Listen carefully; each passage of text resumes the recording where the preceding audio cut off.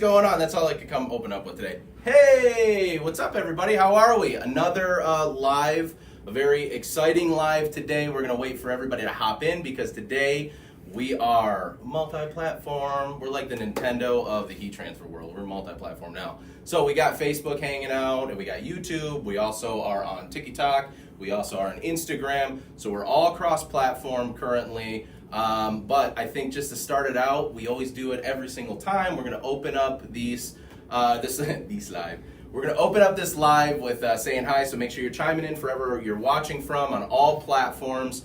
But today is a very important live. There's two things happening today on the live, right? We're going to, number one, and first and foremost, we're going to talk about Romeo. We're going to talk about Juliet. We're going to talk about Leonardo Design Studio. We're going to talk about doing some projects. We're going to craft together, but at the same time, we're going to learn. And this is definitely set up as a true Q&A like we've done before. Joe and I in the past have done Q&As on Leonardo, Romeo, and Juliet. This is also a great opportunity for you to ask questions, whether you're brand new into crafting in general, you're brand new to our cutting systems or our material. Ask any and all questions. We have a packed house again for you today to make sure that this live goes off without a hitch. Everybody in the background is already working super diligently on everything. So, first off, let's introduce the room, and then let's hop in and see where everybody is watching from. I'm Patrick. For anybody that hasn't watched a live or has been on any of our platforms, welcome to Caesar North America.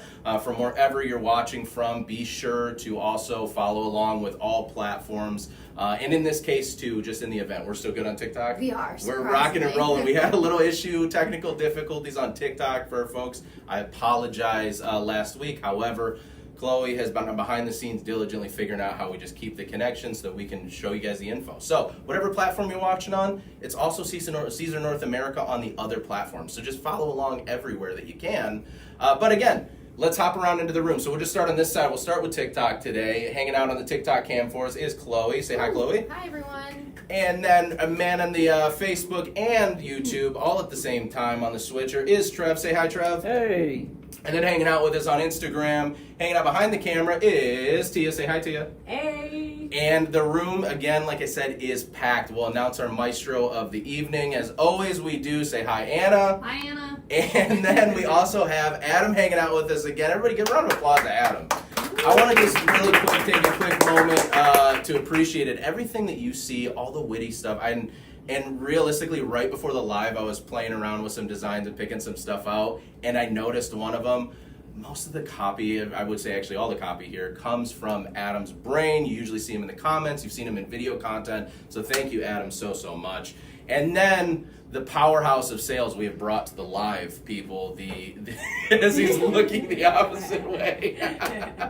And again, like we said last time, I'm Patrick. Two Pats don't make a right, but we got Pat Boyle hanging out with us from sales. Say hi, Pat. Hi, everyone. Happy Friday. Happy National Donut Day. And if being a Patrick is wrong, I don't want to be right. There we go. I like that. And then at the very end of this, although we know the size difference in the Juliet and the Romeo, I'm going to portray Juliet for Halloween. Pat is going to be Romeo for Halloween this year. And at the end of this, we'll bring him in screen. You guys will figure out why. I promise. All right. So with that said, let's hop in. Let's see. Let's go to Facebook and YouTube first. Let's see who's hanging out with us. We got lots of people popping in. Nice. We've got Amanda Ali here. Hey. First comment. Hey, Ellie Mae. Diane Menard says hello. Hey, how you doing, Diane? Pam Perkins. Hi, Pam. Hey, Pam. Hey, Melissa. Our Melissa? Our Melissa. Hi, Melissa. Our Melissa. I always ask.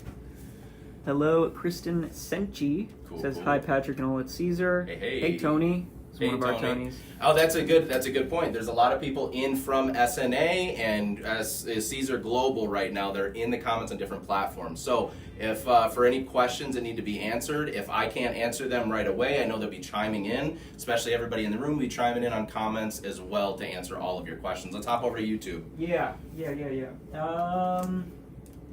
Hey, Adam, Caesar, and A. Hey! Long time no see. Lori Tom says good morning. Good Tina morning, good Elliott has a very special YouTube emoji I love it. And a hand wave emoji as well. I love it. We've got Kareem Gonzalez who says, "Hi, Patrick from Panama." Ooh, what's up, Kareem? How are you? You guys got probably some sun going. Yeah. It's hot here now, finally, so I'm happy. Kind of matching your weather for once. We got Bo Griffin from Michigan. Hey, hey, hey, hey. Fellow Michigander. Yeah.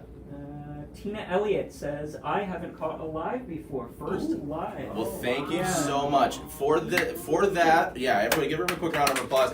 Tina, since this is your first live, there's one thing that we do is not only do we have structure to our lives, sort of, but we also go off the rocker. So, what I want you to do, if you don't mind, I want you to send an email, Tina, to social@caesarna.com. Trev, do you have a thing for it yet? Yeah, let me Cool. pop that up. Social@caesarna.com. Anna will find that. She'll connect with you on her email. We'll get your home address. We're going to send you a weeder and a squeegee just for hanging out with us for the first time. Wow. Because we appreciate you. All right, so let's hop over to Instagram.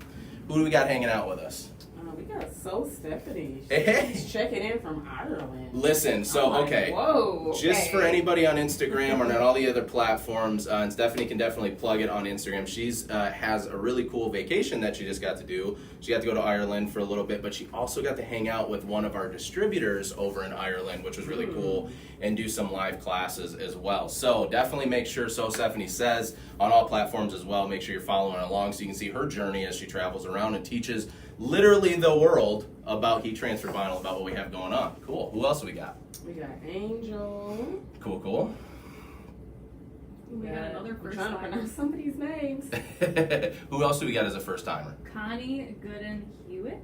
Connie Gooden Hewitt. Social@caesarna.com. Send one over, and a weeder and a squeege is coming to you too. Just as an appreciation. Here at Caesar North America, we make high quality materials as well as equipment now, and a slew of other things that we have our hands in.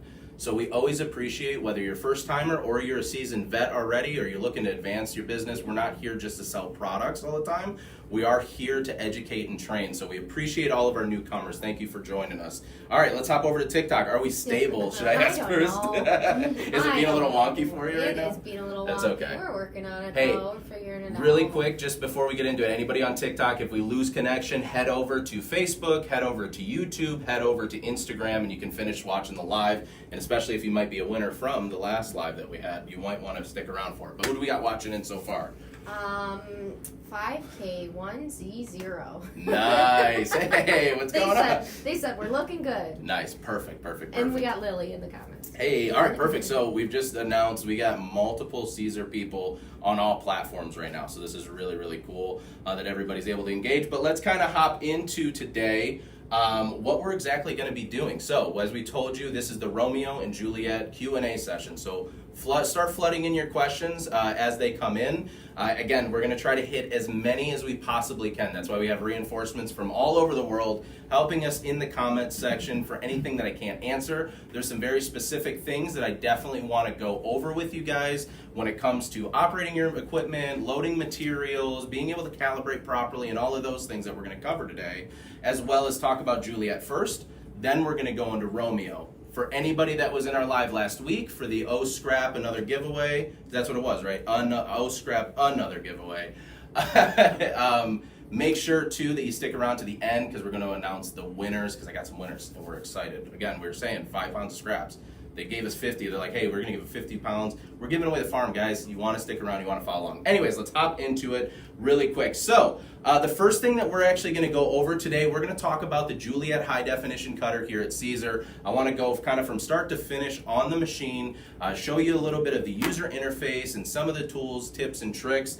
As we're building and doing projects, that's when we'll shift over to Leonardo Design Studio so we can really put a focus. We have multiple cameras running in the room right now, so I want to make sure we structure this one so we have timestamps as well in case you're a Romeo user and want to learn about that, or you're a Juliet user and you want to learn about that as well. I'm getting tongue-tied here, so I'm almost saying bad stuff. Anyway. With that said, the Juliet high definition cutter by Caesar is a piece of equipment that we made to just benefit the world of cutting materials. So out there currently in the market, there is Cricut for your craft users, Brother Scan and Cut, there's Silhouette, there's a ton of different brands, and then in the commercial space, there's your Graphtex and your Rolands and your Mamakis and your HPs.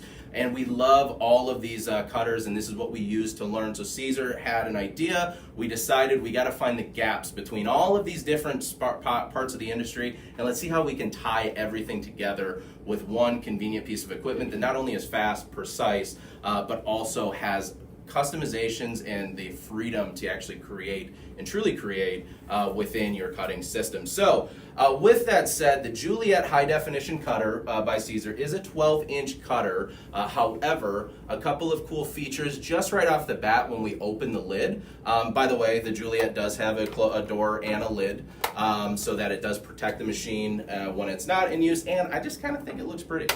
I don't know, it looks like a kind of a piece of artwork that's functional to me, so it's a cool thing. But with that said, the machine head of the cutter itself actually nests inside the cutter, which instead of giving us 12 inches of cutting space, we actually have about 13 and a half inches of actual cutting space that we can use. So for all my smart vinyl people, you got a cutting system that can cut twice as fast but also accommodate your needs, as well as 12-inch material all the way down to, like, I think the smallest we've put in here is an inch. I'll find that, we'll figure out that info, and we'll make sure to talk about it later, but I'm pretty sure it was almost an inch for that. But with that said, we have with the Juliet, just off of first glance, commercial grade or a commercial blade housing. This is what we use to actually hold the blade. In all of the Romeo and Juliet boxes, you do get 45-degree, but two 45-degree blades along with a 60-degree blade for different styles of cut, and we'll talk about that here in a minute. But we did add the commercial style blade housing. This just gives us the ability. Oh yeah, let me hold that up a little bit more, Trev. Yell at me if you need me to, dude. But as you can see, the blade holds in or houses in there. You can pull the blade out. Pretty simple. And then what we're able to do is actually adjust our blade, and then we can lock our blade into place. So there's a couple different pieces to this. You have your main blade. This is going to allow, if you twist this part, the silver part, it's going to allow you to bring your blade in and out of the actual blade holder. And then we have this gold ring, which is your locking ring or your locking nut for the actual blade holder itself. This is just going to ensure that your blade stays in place. Why did we do this? That's the number one question that a lot of people ask. And again, guys, anybody watching around, if you get questions and they're coming in, stop me, let me know so we can answer them. But why did we do it this way? The reason we did it this way is because we are a company where we want to conserve as well. We know as crafters, talking about this size machine, we know as crafters that a lot of times we don't like going out and buying that brand new blade right away. So being able to actually adjust your blade can continue to make sure that the precision of your cutting and what you're cutting will actually work properly every time. You get a little blade wear, you're able to kind of twist it, just protrude it out a little bit more. I tell people though, just so we're all on the same page, don't let your blade become a nub before you change it, right? We also have to start thinking about when we are using these types of things or accessories with our equipment, the wear and tear on the accessory can also attribute to the wear and tear on the equipment itself. So let's make sure that we're always using. PB, what you got in the back? Along with the blade wear and tear and the blade holder, anybody who's looking for a cutter, or if you already have one, I strongly recommend you get an additional blade holder for a few different reasons. Number one, if you're switching from a thicker material like a glitter and then switching over to an easy weed or a DTD, have separate blade holders so you're not having to adjust the blade depth and do your test cuts. So have one blade for your thicker products, maybe you mark that with some Starling or a Sharpie. So keep two of those at least on hand so you can very easily switch back and forth. Great suggestion. Maybe we do a Pro Tip Tuesday on that one, and we throw that out there coming up. We'll just do a quick thing. That's a great. That's a really great suggestion. Having multiple blade housings just allow you, not only if you have a housing that's designated for 45 degree, one that's designated for 60 degree, but then you also have different thicknesses of material, as Pat alluded to, and it just gives you an option of variety. So there's some things coming up, which I'll plug all of the stuff coming in the future, just so, because I know people are going to have questions about what to expect in software. What about that text warping you guys are working on, or cylindrical warping? We'll talk about all of that stuff at the end, but also part of that, we'll always make sure to give you tips and tricks along the way. Thank you, Pat. I appreciate that. We have someone in chat who came over from TikTok. Is it Lindsay? No, it's well, actually, we do have a Lindsay. We do have Lindsay. We also have Nicholas Bean in chat who says came from TikTok as his friend. Yeah, he shouted, actually, if it's the same Nick, he said your customer service department and IT department are so nice as well. Appreciate that. We're gonna make sure somebody in here please email upstairs and let them know that. Thank you. We take a lot of pride And our team really cares. That's the big thing here at Caesar, right? I mean, we talk about education, we talk about product quality, but we just simply care about the community, and so we hope that our customer service, as well as our equipment and the way that we teach you and educate you is A1 all the time. What's up? We got a question on calibration. If you can go over calibration, Yes, absolutely. and for print and cut specifically, and then how the pen that's used affects that. Oh, perfect. We will definitely go over that. As soon as we get done with just going over the anatomy, let's hop right into calibration, because today we're actually going to do a quick little print and cut project with the Juliet before we bring the Romeo on. So, go Before ahead. we get into calibration, I do have a quick question Yes. from Chad upstairs. What's up, Chad?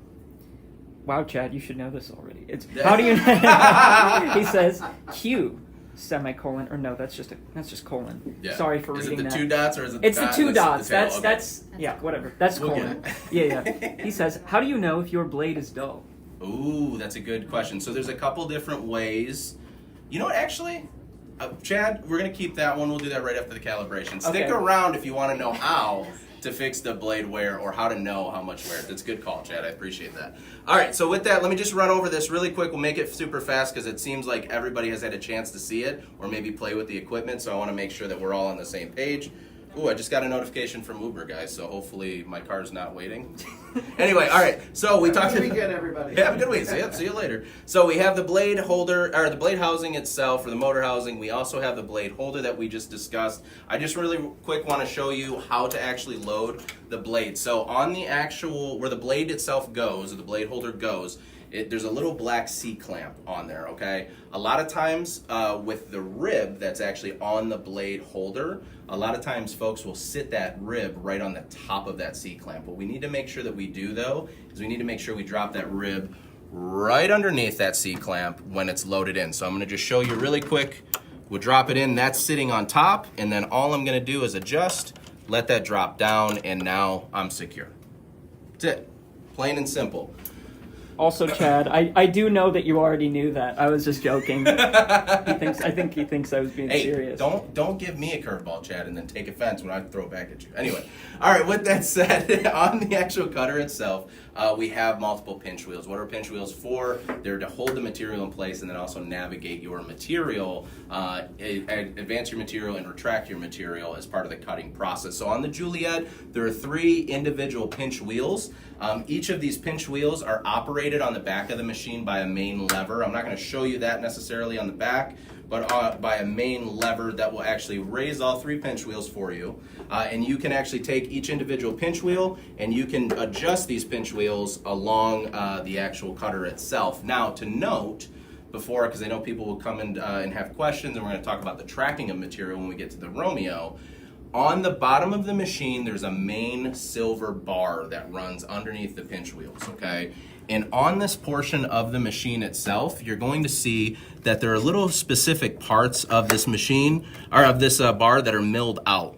Those are the grip, or the grip wheels, that will actually connect and pinch the material between that and the pinch wheel so that I can move around. So in the event that you have a pinch wheel that's on the smooth portion of the bar, we want to go ahead and move that on over to make sure that all of our pinch wheels are in place properly. So if any questions come in about that, let me know.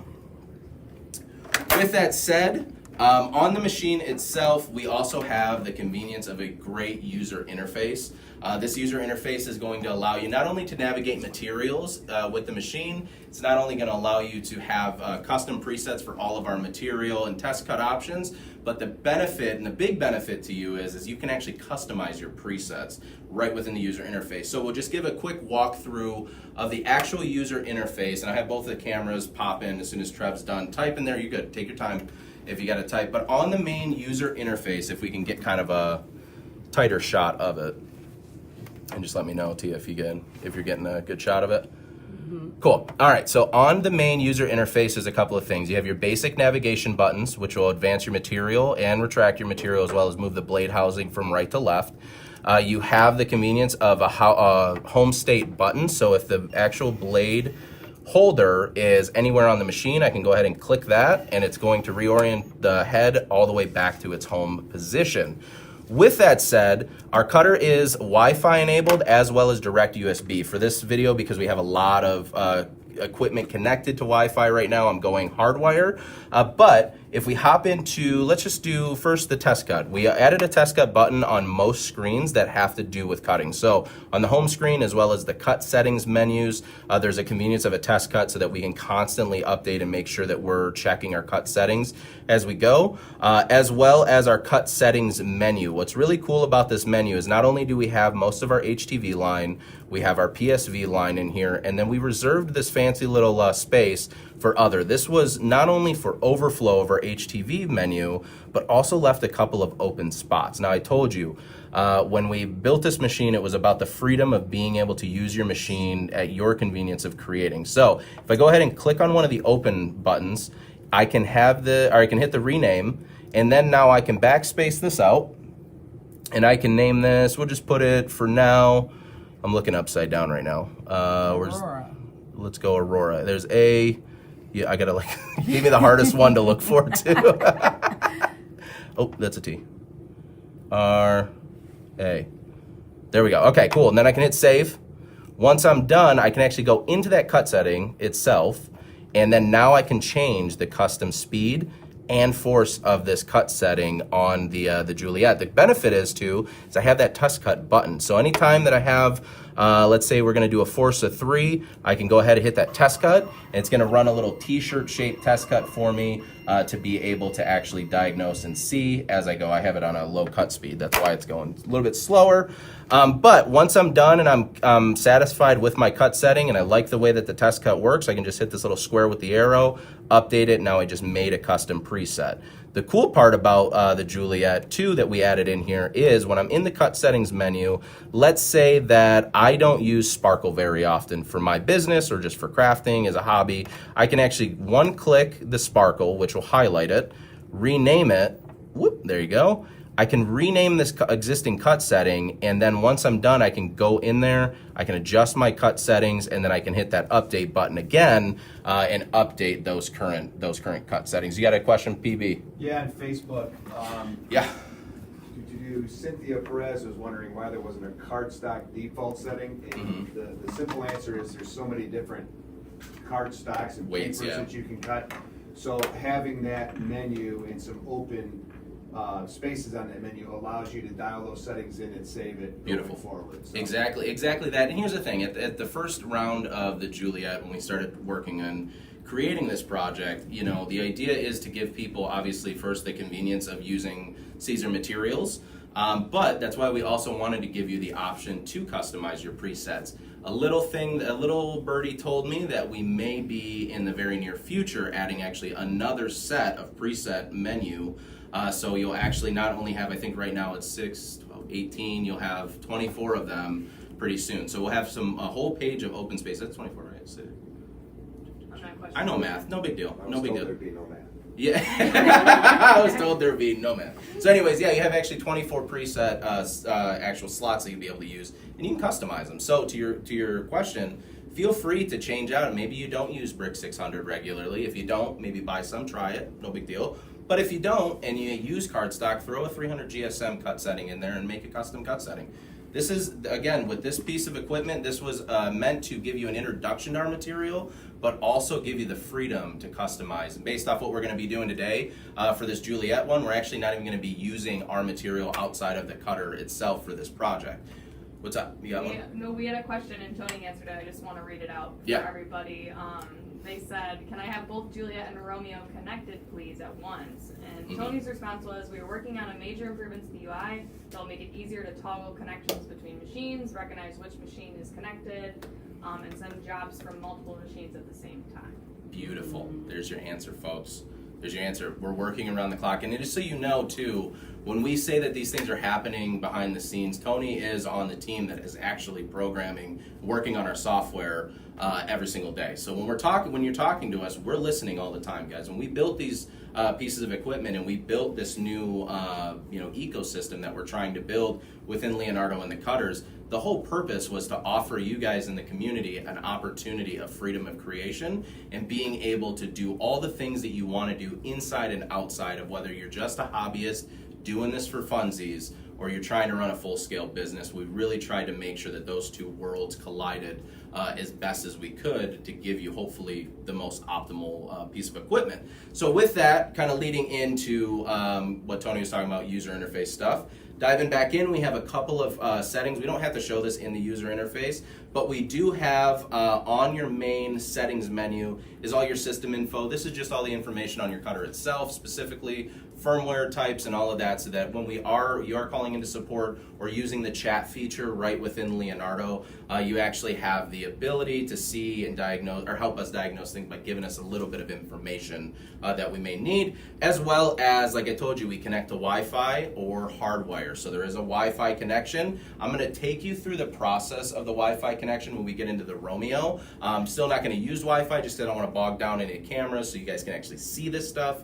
But I'll show you the process and how to actually walk through. As Tony will probably chime in at some time, we are looking at refining some of these processes too, guys. So if you are using Romeo or Juliet or Leonardo or anything here at Caesar, we take that feedback to heart and we make sure that we apply it on our next updates. We try to apply it in everything that we do. So make sure that you're sending those in. Do we have any real big pertinent questions before I get into the actual project and do that part? Cool. Some will sprinkle in. That's fine. Sprinkle them in as we go. Really quick, just a note on the actual general settings menu, there is an LED light, so you can actually take this and turn your LED off of the Juliet itself, turn it on, or you're able to adjust how bright in percentage that LED is going to be. With that said, there's also an alert button as well, which will give a chime, as well as an LED flash if your cuts are done. Again, part of that refinement of the user interface that Tony was talking about. We'll make sure that this is operating 100% adequately. I know for some folks it operates perfect, and then we've had note that, you know, for some others it doesn't work as well. So again, as we're growing, as we're learning, and as you guys are helping us grow, this is when we're finding all of this information. So it's really important to us when you give us these kind of things so we know. Sleep mode, we added that in there just so you can have your machine automatically go to sleep. And then units of measurement, we have imperial and metric. Guys, we are an international company, so we want to make sure that everybody is included in that process of creating, as well as 5 standard languages that come on every cutter. That's English, French, Spanish, German, and Italian. So we're an Italian company, you know, we gotta spice it up a little bit. So with that said, let's hop into a quick project so I can show you a little bit of Leonardo, and I don't have to have Trev doing, you know, hyper squats all day and breaking his legs down here. So we're gonna shift over to the television, and then we're gonna hop into Leonardo a little bit. I'm gonna give you a quick run through of Leonardo Design Studio, and then from there what we can do, let me just make sure there's the mouse. And then from there what we can make sure that we do, thanks Trev, we can start going into this project. And you know, we wanted to do a quick little fun project because today is National Donut Day, so we're gonna make a fun little donut magnet with something. But again, we're not using, for this first project, we're not actually going to use a Caesar HTV or PSV to accomplish this. We're using copy paper and a magnet sheet. And then with that said, we're going to just run through the kind of the print and cut process and show you how all of that works. So we got like some adjusting going on. I like it. We're hopping over, for everybody on Instagram, we're hopping over to a new tripod. So bear with us as we're maneuvering the room around. Did it not? TikTok blocked out? Yeah. Oh, nuts. That's okay. Just not worth it to That's keep okay. it up. That's all right. That's all right. It happens. We'll figure it out. We'll get there, people. And then we're also, we're going to upgrade this. I think we need to upgrade this for the lives, because I had some comments in like, hey, it's kind of hard to see on that TV. So, Johan, I'm gonna hopefully ask for a new one of these. Anyway, with that said, we're gonna hop into Leonardo Design Studio. Right when you log into Leonardo Design Studio, after you registered your account and you've downloaded everything, it'll bring you up to the home page right away. The home page is just a featured page that we can feature whatever we may want to do on this page specifically. It'll change regularly. But for our new users within Leonardo Basic, and when I'm talking about Leonardo Basic, that's what I'm showing you today. So all of the information that I tell you about Leonardo Basic is available and will be available for you forever. We're not changing Leonardo Basic as it is. We will continue to grow it every single day. It's just something that we want to make sure that the entry-level user or the person that's new to our equipment knows how to operate and toggle through all of these menus and systems. So we have a tutorials page that shows you all of in software as well as cutter-specific tutorials. on simple things like print and cut, setting up, calibration, and all of that stuff. And then we have something really, really cool, especially for a new user that may not have all of the inspiration and design stuff that they want. We have an inspiration page, and we will run inspirations on everything and anything. So let's hop down into the inspiration page really quick, and let's go bags and backpacks. Let's pick those out. And then just so everybody is aware too, Leonardo Design Studio is what's considered a hybrid system. So what that means is anything from the home page on down to the My page all uses the web to update and process. And then anything that's actually on the design page as we get to that, that's actually stored on your computer. So you can use it online and offline. And we'll show you a couple little tips and tricks on how to make sure that you can download things within Leonardo and use them offline if you want. So with that said, the inspiration page, let's go through and pick, here we go. Too school to cool. What does it say? Too school for cool. All right. And with that, I thought it said too school to cool, or too cool to school, whatever.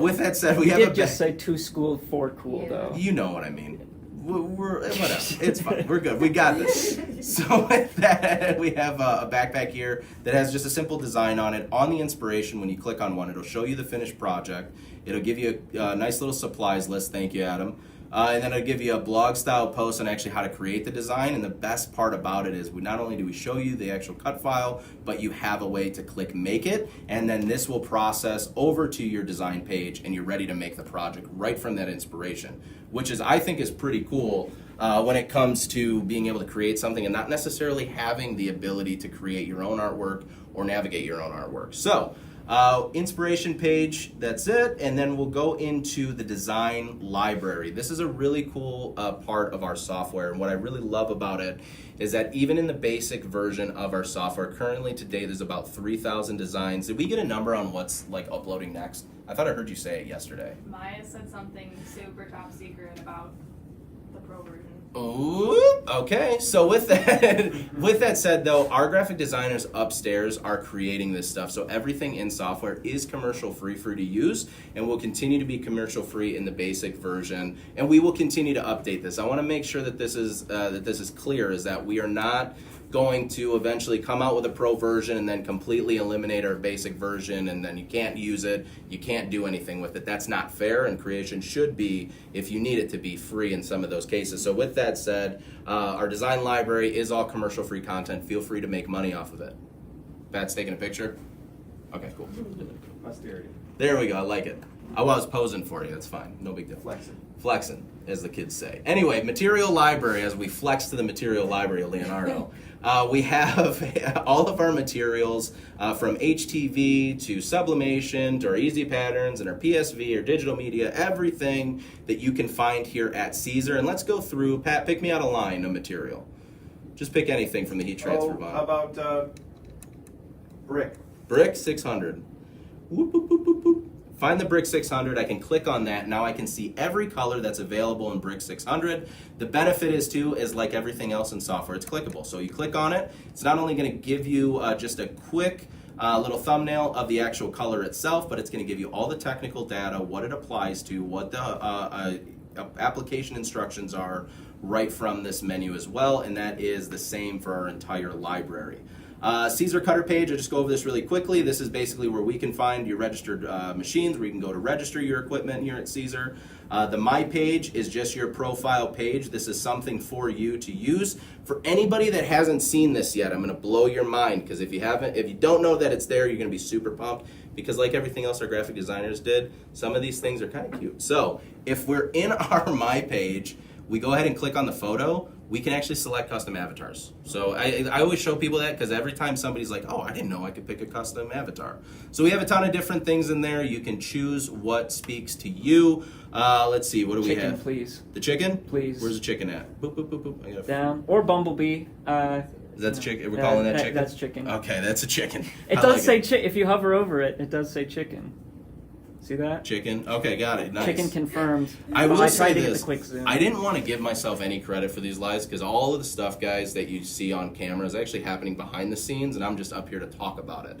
But I will say it is really hard to navigate while I'm looking at a TV from this angle and try to navigate through it. So with that said, on Leonardo Design Studio, one thing to note for everybody in here, when we are saving files out of Leonardo Design Studio, whether we brought a file in from the design library and we're saving it as an LDS file, which is a native file type, more file types to come very soon, but that's something we'll talk about at the end. With that said, it will not save to your recent design library files. That saves locally to your computer, okay? What saves to your recent design library files is exactly that. Your recent files that you've brought in from clicked on a picture in the design library and then hit make it. When it brings it over to your design board, that's when it will save there. So, as I was telling you, if you are somebody that likes to connect online, but you're going to be taking Juliet or Romeo on the road to do an event or whatever it may be, what you can do ahead of time to be able to use those designs that you want in Leonardo Design Studio when you'll be offline, go ahead and hit make it, and then it will actually save it to your recently downloaded files so that you can access it when you're not on. You got a question, Pat? Yeah, Kathleen on Facebook is asking if you can modify the artwork that you bring in from the inspiration page. You absolutely can. So let's do this really quick. Let's go. I had the donut earlier. So, and the reason why I said I love Adam's brain with some of this stuff is I noticed this today, Adam.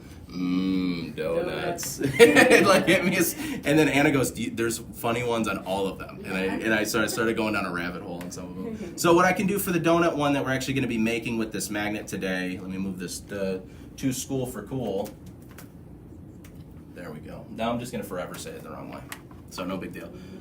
All right, I can go ahead and not only manipulate my artwork, as far as scaling it, but if you look on any of the artwork, it'll show you all the grouped elements and things like that in the actual artwork. So I can go ahead on this piece, right click, hit ungroup, and then now I can actually bring out, hold on, let me ungroup again, sorry. Boop. There we go. Now I can actually select all of my colors within my artwork, and I can bring these out of the actual design that we're doing. And let's say, let's say for our friends that design all the time, these sprinkles just aren't the right shape, okay? I can actually go ahead and click on the magnifying glass, and I can zoom in and out a couple different ways. I can either click on the magnifying glass and just keep clicking zoom until I get zoomed in enough, and then I can use the tracker ball on my mouse to go up and down on there, and then I can zoom in on a specific element, or if I want, I can just click that magnifying glass and then highlight what I want to actually manipulate, and it'll snap to that right away. So once I'm done, and say I want to manipulate this little piece of artwork, I want to change the shape, I can go ahead and double click, or I think it's, hold on. Oh, I gotta ungroup this too. Bop. Okay, now we should have just the one. And go ahead and double click on it, and what this is actually gonna do, and let me see if I can get it even a little bit closer, there we go. What this is actually gonna allow me to do is I can now adjust the nodes of this, and I can actually create that custom shape and manipulate shapes however I see fit within software. So does that answer the question, you think? Very good. We got it? Cool. Let me know if there's any more questions on that that specific thing. But let me go ahead and backspace just a little bit, get my whole design back together, because we're actually not going to be breaking it down for heat transfer vinyl today. We're going to be printing something out and making a cool little magnet for National Donut Day. Here's something really cool with the new update as well. Let me just group this back together. I can come into the text file. Oh, my text. I'm doing dual screen action, so my text thing went over to that screen. All right, so what I can go ahead and do is in this text file, I can write in, let's go, National. Somebody just check me on spelling, because you guys know this is what is it, National? AL. Yeah, Yep. we're good. Donut Day. Cool? Everything good? Gravy?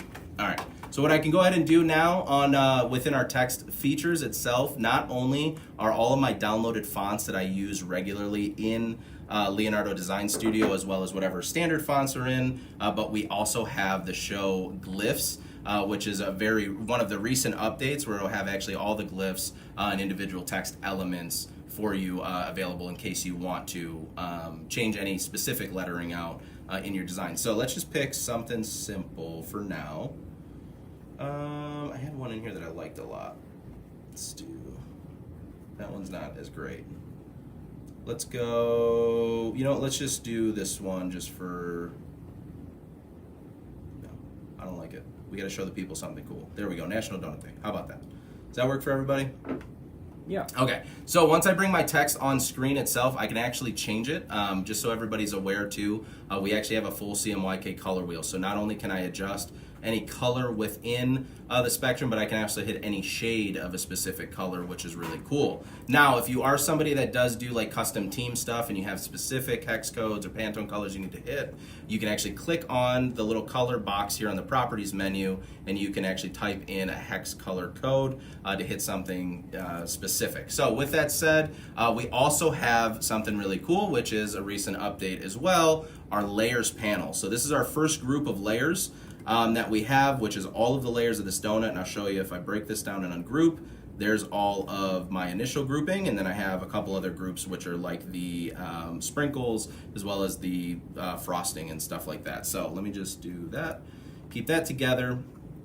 And now for National Donut Day, what I actually want to do for this one is I want to make some adjustments to my my text.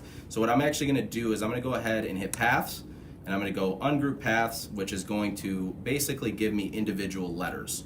The only reason that I'm doing this right now is because I want to do a little bit of artwork manipulation to make sure that things are falling into place where I would like them to. So we're going to go to day first, and I'm going to show you a quick tip, okay? There's two ways to do this. I can either click each individual letter, and then I can hit right click, and then I can either hit group, or I can go down to paths and hit weld, so that'll be all one.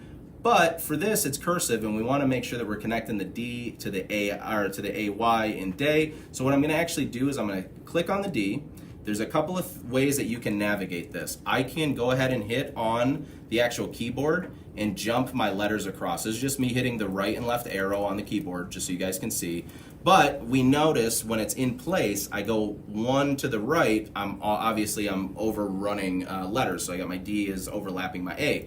So what I can actually go ahead and do is hold down the shift button, and that'll allow me to actually move in little micro, just like, you know, micro movements, so that I can get it a little bit closer, see exactly where I want that D to be placed. So now I have my day laid out. One issue that we have is my A is still not connected. So I'm going to grab a quick little element here. I'm going to find just a simple square, and let's go ahead and connect these two really quick.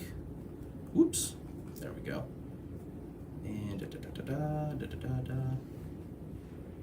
go ahead and move that closer, move that a little bit closer.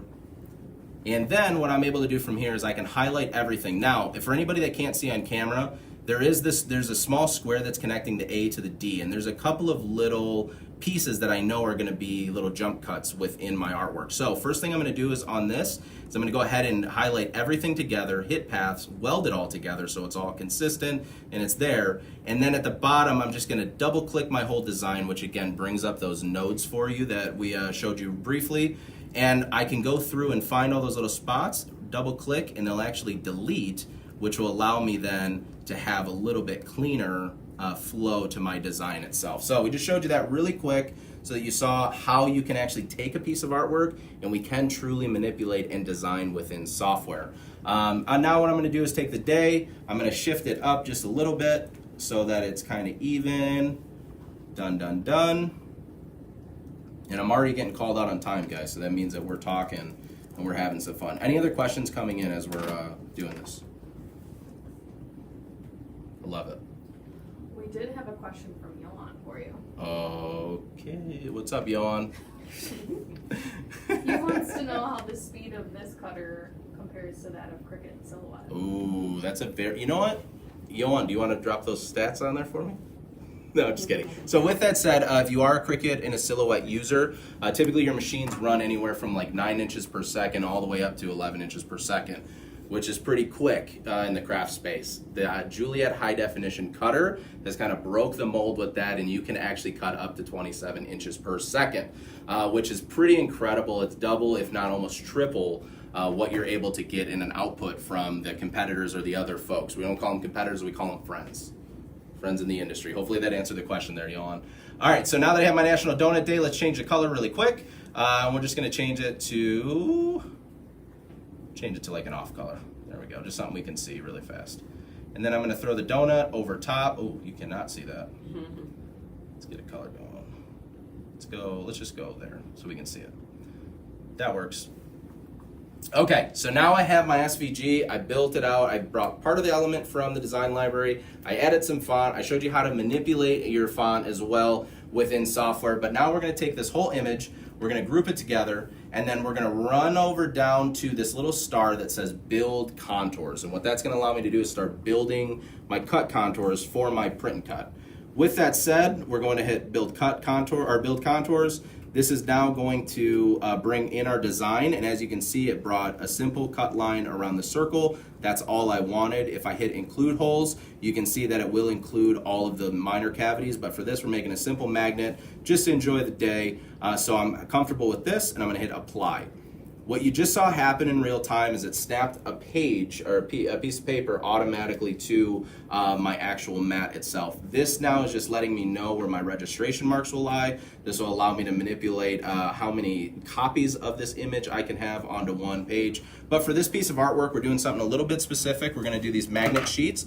They already have adhesive on them, so we're just gonna use a regular piece of copy paper. So we're showing you not only if you buy the Juliet and then you have Leonardo Design Studio, you can create a design and we can start making stuff to make money. I mean, getting these little adhesive sheets, I don't know, how much were these, Anna? Do you remember? Adam, how much were these? Yeah, Adam, how much were these? Is it a couple bucks for like 6 of them or whatever it was? Oh, yeah. Yeah, so it's a couple bucks for 6 of them, and we're using copy paper to start making you money already, if that's what you're wanting to do. So it's kind of cool, and these also work for just quick little promo stuff. You got to make a bunch of them, throw them into a party. You know, like my son's birthday party's coming up. Maybe we'll make some. I don't know. Maybe we'll make a project with some of these. Anyway, with that said, all I'm doing is I'm going to scale down my image so that it'll fit. I'm going to use my mat, just so you know we do have the cutting mats as well in a high tack and a light tack mat, but it has a really convenient grid that has markers on it and rulers. So I'm just going to put my piece of magnet up to it, and we are 4 by 6, which is perfect. So now we're just going to make sure that our donut fits in a 4 by 6 area. So right now it looks like it is 6 inches, so we got to go 4 inches high. So I'm going to go to, there's that, 4 inches. And then I've changed the height right here with the width and height. So now my image is 4 inches high and then also 4 inches wide. But because the actual piece that we're going to be using is about 4 inches, we need to bring those crop marks in and do some manipulation to our registration marks. So what I'm going to go ahead and do is I'm actually going to navigate up to the artboard and cutting mat. And there's a couple of options we have. We have page marks. We've got a great question. I'm going to stop you right there. Kathleen in chat says, if I want 10 donuts, will it automatically arrange them on the page? Not yet, but soon. I will say that. And Tony, actually, if you're in right now, you can chime in a little bit more on that. We are looking at opportunities for nesting and making multiple copies, as well as step and repeats and things like that. So very soon, those will be coming down the road. What are you talking about, Pat, over there? You making fun of me? Not at all. You giving me the car salesman thing again?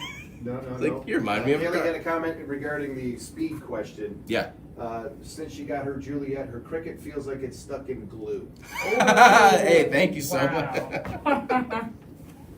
And I Tony can't say had, that professionally, so thank you for saying that. I appreciate it. Tony had a more professional response. Yes. The Caesar cutters max out at 600 millimeters per second. Silhouette Cameo 4s max out at 300 millimeters per second. Bingo, bingo, bingo, bingo. So with that said, I mean, speed. Also, when we run this machine too, you're going to see how quiet it is as well. So if you are a Silhouette user or a Cricut user, you can compare kind of the sound in the room. We can actually have a conversation, which is cool. So let me hop in here really quick. Let me just take these mark spacing. I'm going to actually bring these a little bit closer to my image. So I'll click on where it says mark spacing, and I think the standard right now is just under a 1/2 inch from your design. And what that means is the actual mark from the outer boundary of your design is about a 1/2 inch either direction between the actual boundary and the registration mark. So what we're going to do is we're going to bring those in just a little bit more. I'm going to actually bring those into 0.12. Did you got another one over there, Pat? Oh, okay, I thought I saw your hand up over there. Sorry. All right, so now I've just brought my registration marks a little bit closer to my design, and because I want to get this on a 4 inch, I'm going to actually bring the height down a little bit to 3 inch. just so I can make sure all of the mark spacing and stuff will fit so that we can do the print and cut.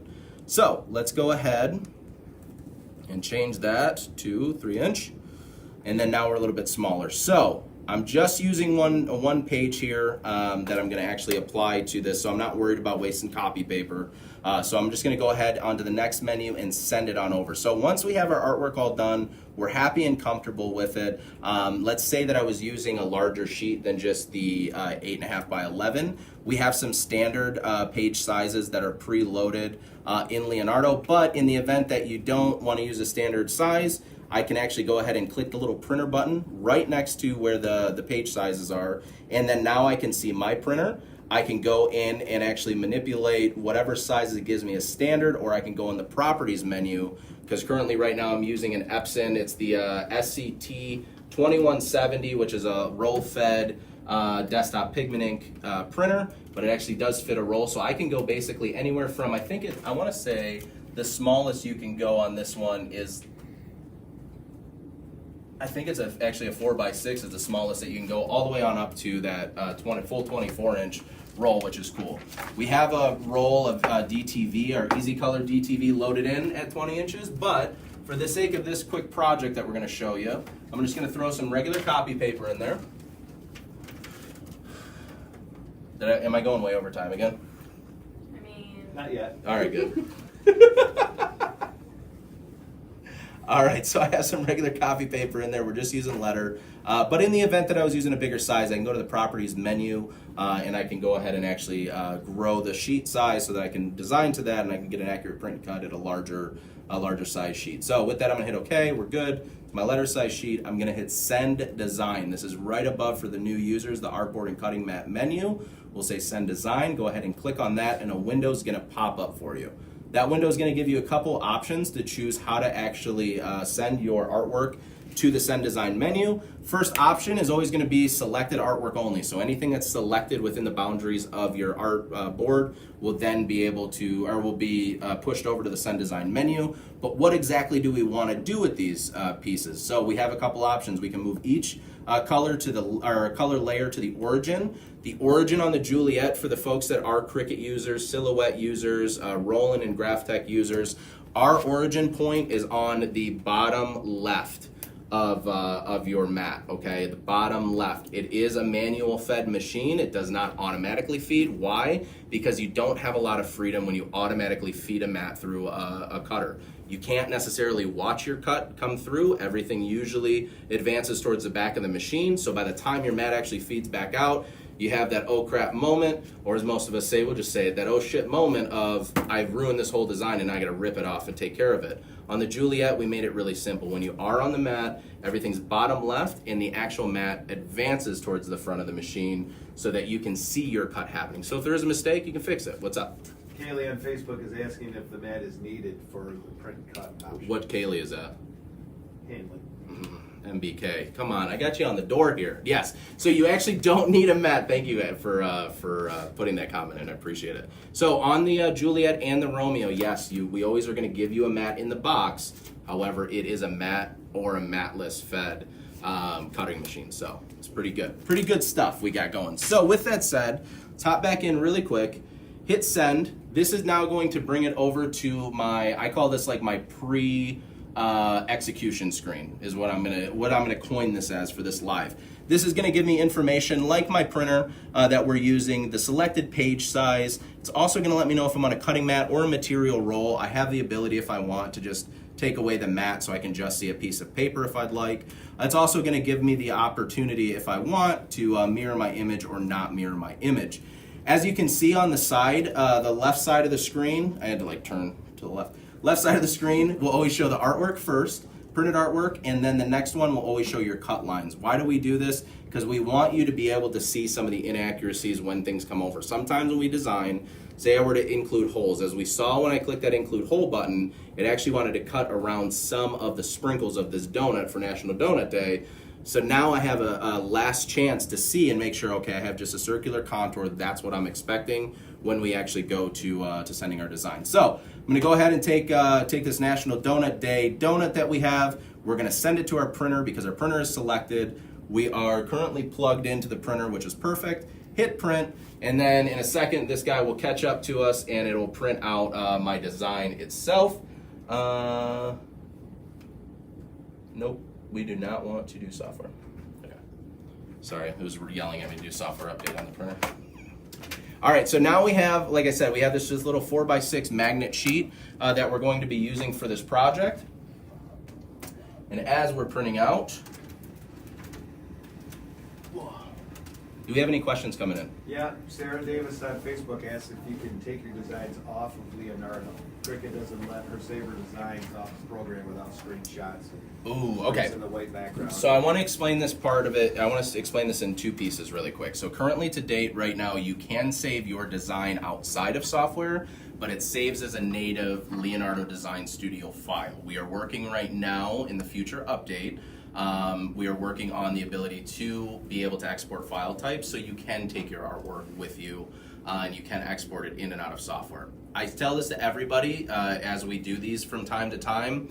When we built this, and it's crazy to think that we're almost to the 1-year anniversary coming up in September for launching these pieces of equipment, but when we actually launched all of these, the idea was that this grows with the community. So what we've done is we added all the basic stuff that we knew wasn't able to be done in other softwares, larger print and cut spaces, faster machine, quieter, actual high def, like actual camera, instead of an optical eye to register your registration marks. And so we are working around the clock to advance the software as quickly as possible. So again, guys, for the people that have been around since 1.1 in Leonardo Design Studio, we appreciate not only your patience as we're designing and we're creating more opportunity and features for the community, but we also really, really appreciate the feedback that you give us, because every time we do an update, like anything else, when you're updating software and technology, there can be bugs, there can be glitches, there can be things that happen. It's because of you guys and your feedback to us, positive, negative, or indifferent, doesn't make a difference to us.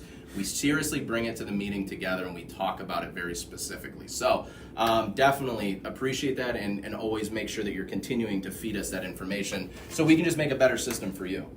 All right, so with that said, we got just a regular piece of printer paper. Okay, this is like literally just a letter-sized piece of printer paper. And then we have our magnet that we got here. I'm gonna actually just cut this a little bit down because we don't necessarily need the whole thing. Anna's gonna hyper-examine. See, that printer gets mad when you don't update the software, I guess, or the firmware on it. I promise you, Juliet and Romeo to date have never been reported to throw material at their users. So, just saying, we thought of everything when we made this thing. All right, so I'm gonna go ahead and take this little piece of magnet sheet. Just go ahead and rip it off. That'll expose my adhesive side. I'm gonna take this design, and I'm just gonna make sure that my registration marks fit kind of within the boundaries. Okay, cool. Take the squeege. This is, I found the perfect use, guys. When you're using paper and it's not a super rigid material, that's why we got the felt side of the squeege. I just learned that right now. Proud of myself. So now I have my magnet, I have my piece of paper, we made our little magnet sheet. So now let's go ahead and, well, first of all, what we're gonna do is we're gonna run a test cut. And I wanna show you guys not only how to do the test cut for certain materials. So being that the magnet is a little bit thicker than like regular HTV and stuff like that, we wanna make sure that we're test cutting. So I'm gonna put this one to the side, so that's one we're creating. I'm gonna grab a magnet sheet really fast, and I'm just gonna throw it onto my mat so we can get a good, accurate test. Okay, so let's go ahead and load in our mat to our Juliet. So what I'm gonna go ahead and do for this one is I'm going to lower the main lever in the back, which will raise the pinch wheels. Go ahead and bring my mat into the cutter. And for this one, I'm just making sure that I'm still on, as you can see, like I'm still on the actual grip wheel. But for this project, I just don't want my actual magnet to run alongside or under the roller for this particular one. And that's the benefit of being able to move and manipulate those rollers. Now from here, I'm gonna make sure my blade is in place.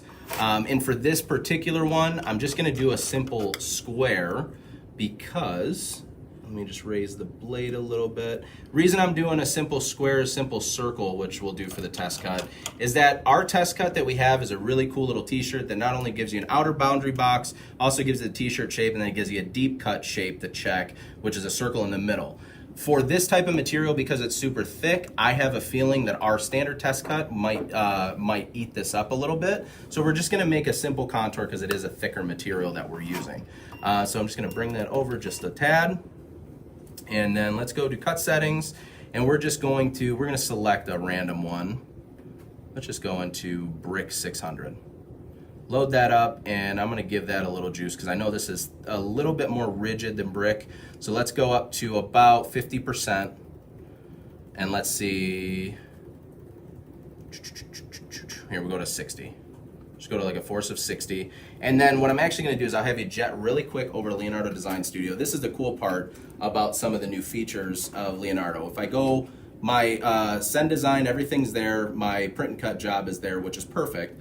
But if I actually go back, we've added additional pages. So I can actually bring up a page in Leonardo Design Studio. I still have my cut artwork, my print and cut, but now I'm gonna bring up a regular page, and I'm just gonna throw a small circle on that page, just so I can get a decent test cut or opportunity to get a decent test cut. And then what we'll go ahead and do is we'll hit send design. From here, again, sending it to the cut origin, so it's just wherever my blade is, it's gonna start there. So let's make sure that we're clear on the material. And then what we'll go from there, let me unplug one and plug in the other. Yeah, go ahead, Pat. 45 or 60 degree blade. This one that I'm using for this particular one is a 45 degree. So, and the only reason, did you use a 60 when you did yours? No, I think I used a 45, but I did slow it down a ton? Oh, or a little bit? I think I went down to 4 or 5. I think that's what Garion did, so I tried. Okay, cool. Yeah, oh yeah, actually, you know what? Let's talk about that really quick. Thank you for reminding me on that. So, over at Caesar Asia, Garion did an incredible job at making a video of making a magnet and doing the same exact project that we're doing right now. So, thank you, Garion. Appreciate it. Shout out to Caesar Asia for always coming out with really cool stuff. If you want to see some content, some additional Caesar content, go ahead and follow them along. But this is, yeah, Garion's process of exactly what we were doing. So you said he slowed it down just a little bit, though? This is my first, and also, too, for everybody watching, this is my first time cutting this magnet sheet. So we're all going to learn the test cut and how to make sure that cut is right for our print and cut job together, which is cool. I know Anna was able to test it a little bit, just so that we knew kind of the whole process. So with that said, now what I can do, I have my cut speed down. I'm gonna bring it to 6 for now. And then I have my little circle, and then I'm just going to go ahead on this screen before I actually send my cut, again, showing you the features as we go through it. There's a little gearbox that's right next to the send to cutter. I wanna go ahead and click on that. And then for me, I'm hardwired to USB. If you're not hardwired to USB, I'll show you this really fast. Just because I know we're running out of time and I want to get over the Romeo stuff so we can get you guys going. With that, I can click on the Wi-Fi and it's going to bring me straight through the process. So the first thing I need to do is go to the settings menu. Second thing I need to do is select Wi-Fi, connect my Wi-Fi to my network, and at the very top, it's going to give you an IP address. And what you'll do is you'll actually type in that IP address as you see it on the cutter itself, knowing that it's all connected through, and you'll hit this little arrow. Now, to make sure that you've gotten a successful, like, so if I click, and let me just put in random numbers. All right, random numbers in here. I'm gonna go ahead and click it. It's going to give me a pop-up saying that it was unable to connect. With that, if I do get a successful connection, I'm gonna show you really quick on the on the USB, is I'll click USB, and then as long as that screen just kind of goes away and disappears, I know that now I have a successful connection. Tony, really quick, because again, we got software people in here. Tony, maybe we add like a 6 cutter connect success or whatever, and that would be kind of cool. But from there, now what I can go ahead and do is I can, since I've already set my force and everything, everything's ready to go, hit send to cutter.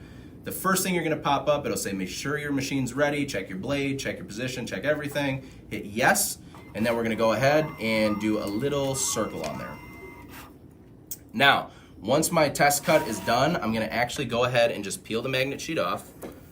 And as I can see, as I peeled it, nothing fell out of place, but I did get a nice score mark in my material. So what that's an indicator to me, one of two things. It's either I need to make sure that my blade depth is deeper, or I need to check my cut setting. In this case, what I'm gonna go ahead and do is I'm actually gonna check my cut settings, and we're gonna up that just a little bit. And let's go Anna says let's go full clip. So let's just go max force and see what happens. That's Oh. what I did. Woo-wee. Okay, we'll go there. All right, so let's try to send it one more time. Now, as you see, where's my little cursor? There we go. As you see, I'm adjusting all of my cut settings in real time. We're test cutting in real time for you, so you can see this process. So send to cutter again. Let's go ahead and rip another test cut in there.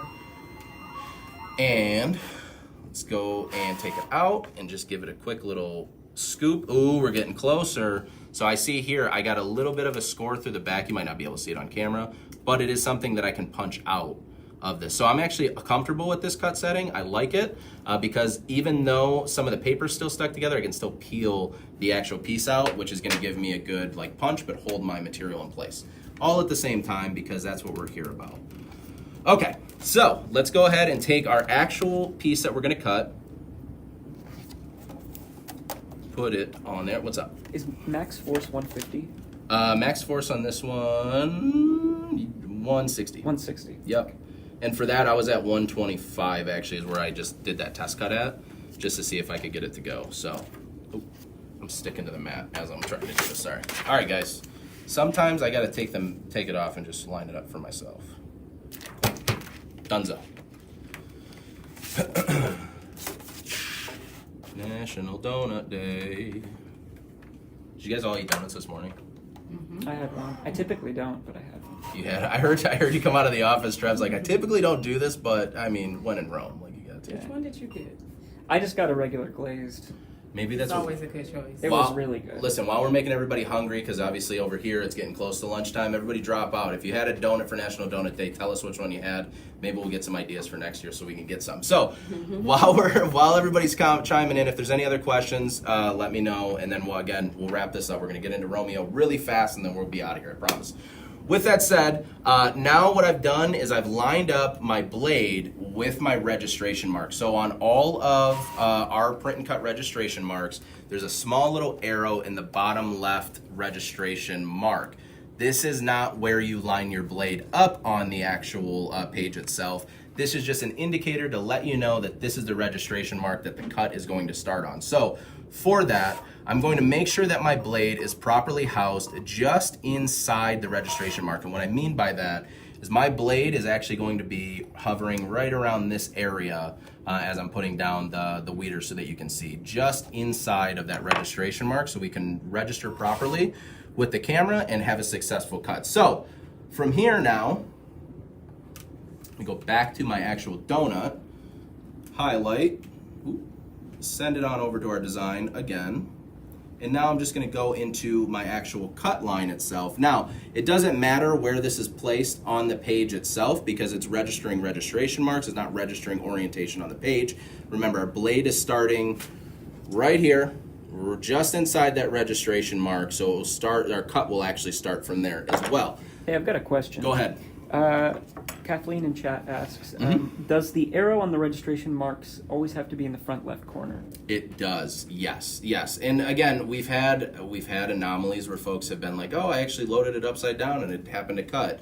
I always tell people just check your shapes. A simple circle may be in the same orientation, whether it's in mirrored, it's not mirrored, it's horizontally mirrored, or it's vertically mirrored, whatever it may be. So just double check that. But yes, it should always be in the bottom left-hand corner on that registration mark. So now from there, what I'm gonna go ahead and do, and this is the cool process that everybody likes to see. So we'll get into the user interface so you can actually watch it happen in real time. What you're going to see is when I actually click send, you'll see the registration marks register right on the user interface. And so you'll actually be able to see the camera, see the true printed registration marks, which is kind of cool. So let's go ahead and hit send to cutter. And then we're going to send to the cutter. And then just like that, you'll see it finds our registration marks. And it's going to go ahead and scan all 4 of them, go back down to the bottom left registration mark, and then get ready to actually cut our design. I love the sound of this sometimes. Even slow, like even the little robotic sounds, it's got a vibe to it, you know? Marvin the Martian would be proud. That's all I'm saying. Okay, so I'm gonna actually bring this, let me hit that, bring this out of the backside of the machine, bring it around here. Does like my magician sleight of hand. You guys don't know if I had a fake one behind. Oh, anyway. All right, nobody likes my jokes in here, so. Okay, sorry. This actually cut all the way through that time. So I'm gonna put it down like this really quick, and then we'll show you the peel reveal. Now I have a really cool custom, if I can get it off the mat, hold on. Custom magnet made for National Donut Day. Do we have anything to stick this on? I don't even know if I have anything. Metal. There we go. It's the only thing that I got that's metal. Wait, hold on.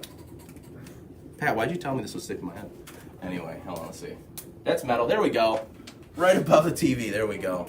National Donut Day. We made a little custom magnet with the Juliet and just using copy paper and a magnet sheet. So I wanted to show you guys, because we always usually show you, hey, this is the Caesar material you can use. This is what you can do for this project. Wanted to show you something that was completely outside of our realm. We test cut live. We manipulated our cut settings live for you. I learned the same time you learned on what cut settings we can use.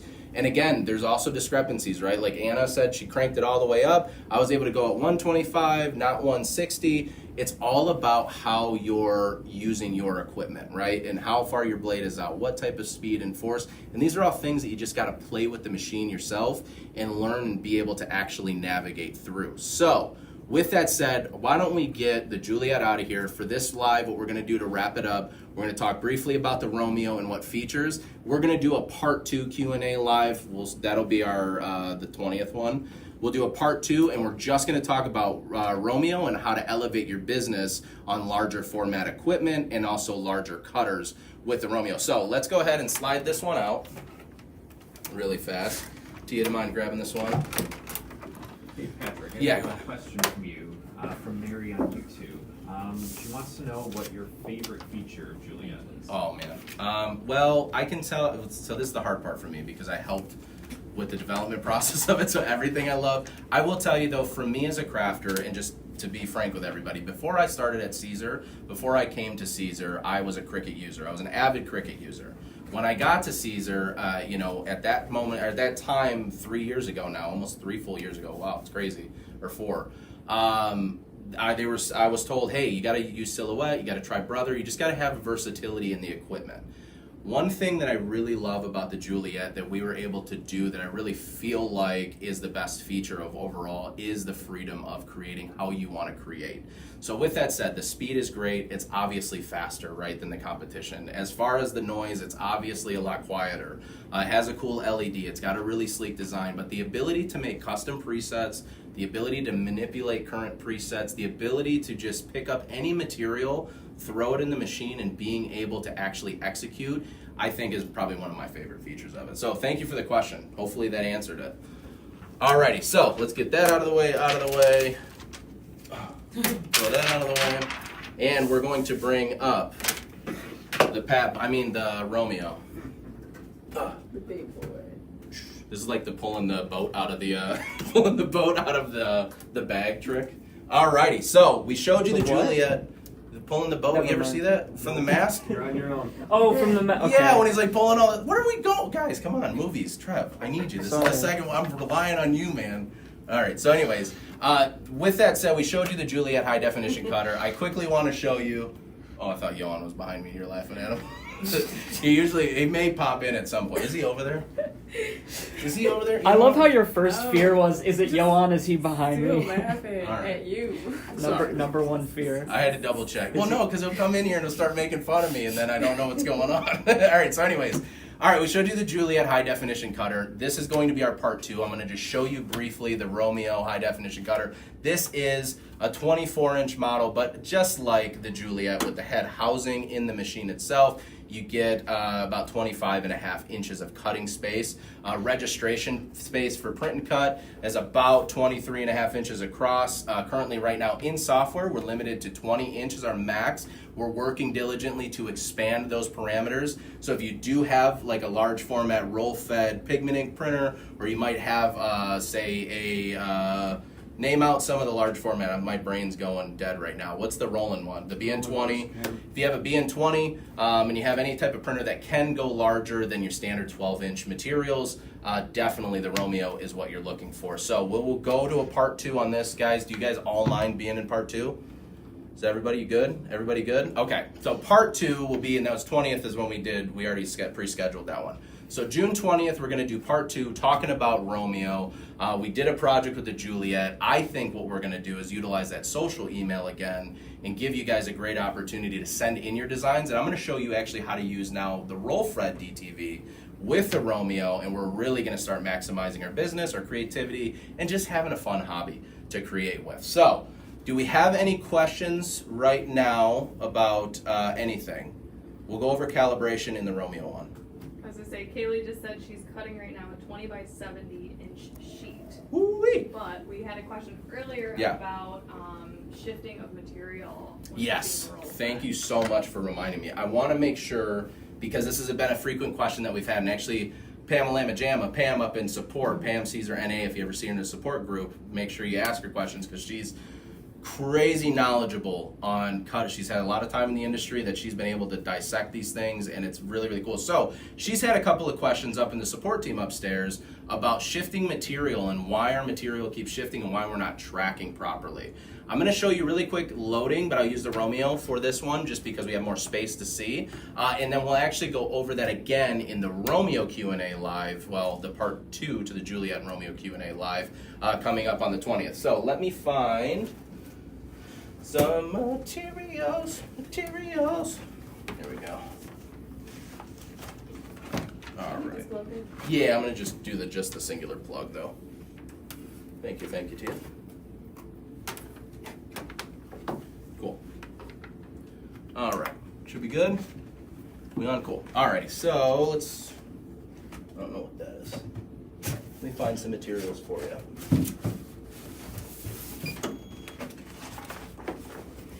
Perfect. I'm going to purposely, because I think most people don't have an even cut to their material, so I'm going to purposely make this cut off so I can't cheat by using the front. So there's 2 ways to do this. If you have a new sheet, say you're using a distributor or a reseller, or you're buying larger rolls from the store, typically they're a pretty straight cut, so they're usually done with a sheeting machine, or they're done with something where we're cutting down specifically, and we want to make sure they're straight cuts. In that case, you can use the front of the machine itself, and I'll just pull a quick straight sheet so I can show you. There we go. I just needed a straight line.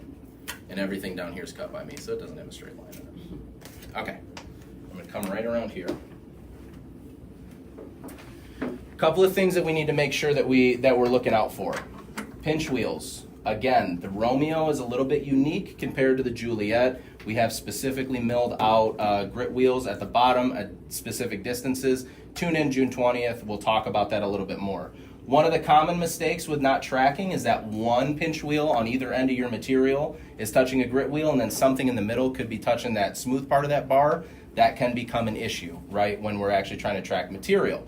So what we can do is when we adjust pinch wheels, you know, we have a couple in the middle, we have one in the middle on this one, and then a couple on either end. When I bring my material in, if I have a straight cut, I can actually use the front of the machine, line up my cut, line up that straight edge, and then flip my pinch wheels up. And when I actually navigate in and out, I'm not tracking on and off. I'm not actually shifting any of my material, and the material is moving on its own. The other portion of that is, on all Romeo and Juliets, has a guide strip that's on the left-hand side. I can go ahead and take my material. Sorry, this is a really bad piece of material I brought. Take my material, and if you actually take it and you touch that guide strip, it'll stop you. If you push, like if you actually have your finger down, it kind of stops you. This is a great way to line up your material as well. So if I go ahead, just line that up, tap my pinch wheels, and again, I'm tracking properly, and I'm not shifting a ton. The other option when loading your material, make messes everywhere. This right here, I have the Romeo roll holder that I'm going to be using in the back of the machine. I can take my material, there we go, feed it through the back.